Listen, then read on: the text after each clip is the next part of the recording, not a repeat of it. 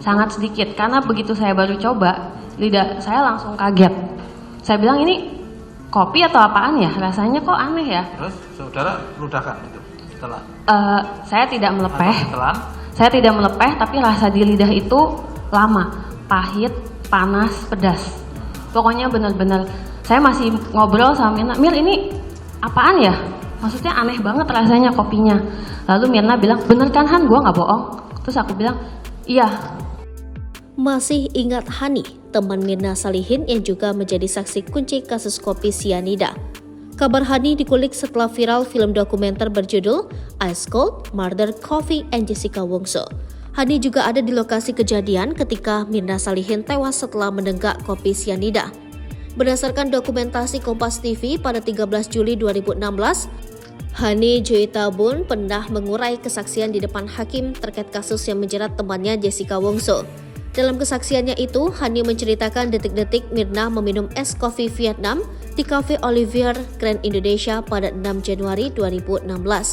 Di momen terakhir hidup Mirna, Hani memang ada di sampingnya.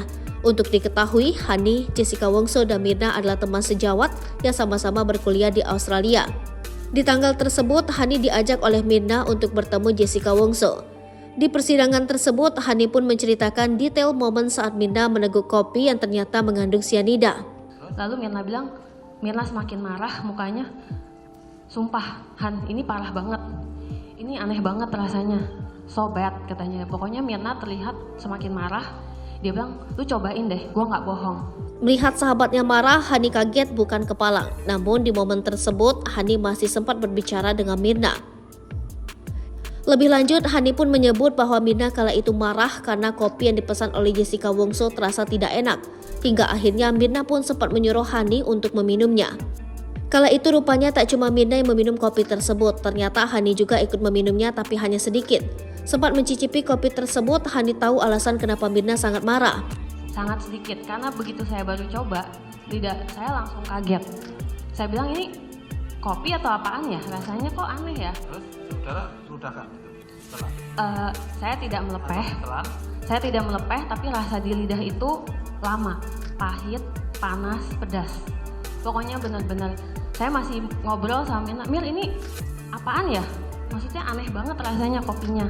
Lalu Mirna bilang, bener kan Han, gue gak bohong. Terus aku bilang, iya. Setelah itu, Hani pun segera membawa Mirna ke klinik terdekat. Di momen itu, Hani ditemani oleh Jessica Wongso, pegawai Cafe Olivier, dan beberapa tamu lainnya. Tak berselang lama dari kejadian itu, Mirna pun dinyatakan meninggal dunia setelah dibawa ke rumah sakit oleh suaminya, Arif Sumarko, Jessica Wongso, dan Hani. Sempat jadi sorotan usai menjadi saksi kunci kasus kematian Mirna Salihin, Hani Juitabun menghilang bak ditelan bumi. Kendati demikian, Hani aktif membagikan momen kehidupannya di media sosial.